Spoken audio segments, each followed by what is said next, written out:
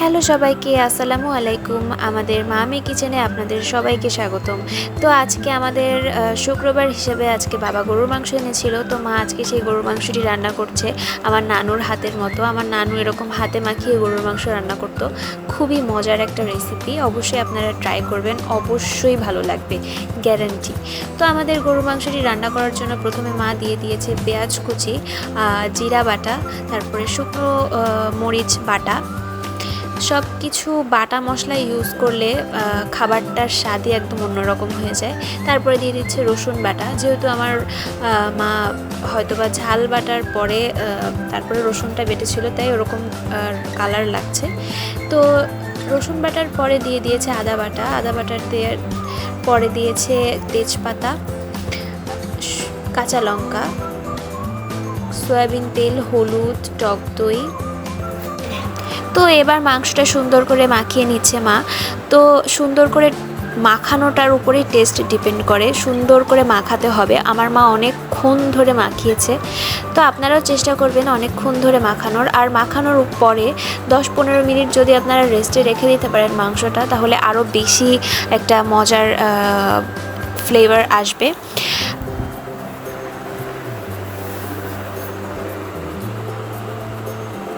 তো খুব সুন্দর করে মাখানোর পরে আমরা যেটা করব সেটা আমরা আলাদা করে রেস্টে রেখে দিব মাংসটা। আমরাও 10-15 মিনিট আলাদা করে রেখে দিই।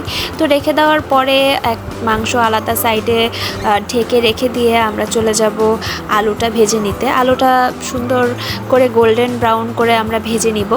তো আলুটা ভাজার সময় কিন্তু অবশ্যই লবণ দিয়ে দিতে হবে, তাহলে আলুটার মধ্যে সুন্দর লবণ ঢুকবে।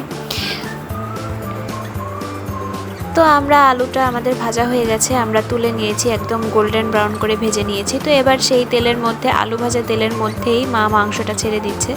তো মাংসটা একদম এখন গায়ের পানি দিয়ে সুন্দর করে কষাতে হবে, মানে মাংসটা থেকে অনেকটা পানি বের হবে, সেই পানিতেই মাংসটা কষা কষা হবে।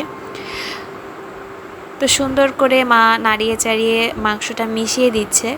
আর মাংস থেকে কিন্তু অনেক পানি ছাড়ে, গরুর মাংস থেকে অনেক পানি ছাড়ে। তো এবার ঢেকে দিয়েছিল মা। ঢেকে দেওয়ার পরে ঢাকনাটা খুলে দেখে মাংসটার ভিতর থেকে অনেক পানি বের হয়েছে। তো এই পানিতেই কিন্তু একদম মাংসটা কষানো হবে। তো কষানো হতে হতে এখন আমরা যেহেতু গায়ের পানি ছেড়ে দিয়েছে, তো এখন হালকা করে ঢেকে দিব, ঢেকে দিয়ে পানিটা টানিয়ে নিব, তেল বের হয়ে যাওয়া অবধি ঢেকে দিব। যেহেতু গরুর মাংস সিদ্ধ হতে একটু সময় লাগে, সেহেতু ঢেকে ঢেকে গরম পানি দিয়ে দিয়েই রান্না করতে হয়। তো গরম পানি আমরা এখানে অ্যাড করব পরে। তো সুন্দর করে কষাতে হবে, কষাতে হবে, কষাতে হবে। একটা মাংস যত কষানো হবে ততই কিন্তু মজা লাগে। কষানো আর মাখানোর উপরে একটা টেস্ট ডিপেন্ড করে। তো সুন্দরভাবে তেল বের হয়ে গেছে। তো সুন্দরভাবে আমার মা অনেকক্ষণ ধরে কষায় মাংস। তো এটা হলো ফার্স্ট স্টেপ। তো ফার্স্ট স্টেপে হলো গায়ের পানি দিয়ে মাংসটা কষে নিলাম। তারপরে একে একে গরম পানি, ফুটন্ত গরম পানি দিয়ে মা আবার মাংসটাকে সুন্দরভাবে ঢেকে দিবে ফুটন্ত গরম পানি দিয়ে। এটা হলো কষানোর পানি। তো এটা দিয়েও আবার সুন্দর করে মা দ্বিতীয় স্টেপে কষাবে।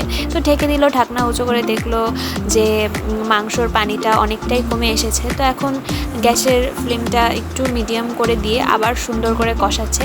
তো কষাতে কষাতে একদম তেল বের হয়ে যাবে। তেল বের হয়ে যাওয়া অবধি অপেক্ষা করতে হবে, নাড়তেই হবে, নাড়তেই হবে। এখন আর ঢেকে রাখা যাবে না, তাহলে কিন্তু তল থেকে পুড়ে যাওয়ার সম্ভাবনা থাকে। তো কষানোর অলমোস্ট শেষ। এখন আলুটা ঢেলে দিচ্ছে। আলুটা ঢেলে দেওয়ার পরে আলুটাও কষাবে মাংসটার সাথে, যাতে মাংসটার মধ্যে সুন্দর একটা লবণ ঢুকে একটা সুন্দর ফ্লেভার হয়। তো মাংসটার মধ্যে আলুটা দিয়ে সুন্দর করে নাড়াচাড়া করছে। তো এখন দুটো গোটা রসুন দিয়ে দিল। আমার বাবা মাংসের মধ্যে, গরুর মাংসের মধ্যে গোটা রসুন খুব পছন্দ করে, যার কারণে আমার মা একটু কম দিয়েছে। আমাদের বাসায় সেরকম কেউ খায় না বাবা ছাড়া। তো বাবা খুবই পছন্দ করে, তাই মা দুটোই দিল। তো গোটা রসুন দিয়ে গরুর মাংস কে কে খেয়েছেন অবশ্যই কমেন্ট করে জানাবেন, অনেক মজা।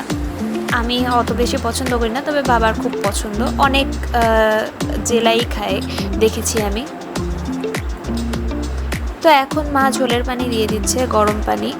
তো গরম পানি দিতে হবে, যেহেতু গরুর মাংসটা সিদ্ধ হতে একটু টাইম লাগে। অনেকে প্রেশার কুকার দিয়ে রান্না করে, তো আমি আমার একদম প্রেশার কুকারের রান্না পছন্দ না, তো যার কারণে আমি বলি যে গরুর মাংস একটু গরম পানি দিয়েই সুন্দর করে ধৈর্য ধরে রান্না করা উচিত। তো আমাদের গরুর মাংসটা রান্না করা হয়ে গেছে, এখন মা গরম মশলা ছিটিয়ে দিচ্ছে। তো আমার মা কিন্তু খুব সিম্পলভাবে রান্না করে, তবে খুবই মজা হয়। তো এই যে আমাদের গরুর মাংসের ফাইনাল লুক কেমন আপনারা সবাই জানাবেন এবং বাসায় অবশ্যই ট্রাই করবেন সিম্পল রান্না। আমরাও তো চাকচিক্যভাবে রান্না করি না, আমরা খুব সিম্পল রান্না করে দেখাই, আমরা বাসায় যেভাবে ঘরোয়াভাবে খাই সেভাবে। তো আপনাদের কেমন লাগলো অবশ্যই কমেন্ট করে জানাবেন এবং ভালো লাগলে অবশ্যই আমাদের পাশে থাকবেন, আমাদের চ্যানেলটি সাবস্ক্রাইব করবেন। Thanks for watching.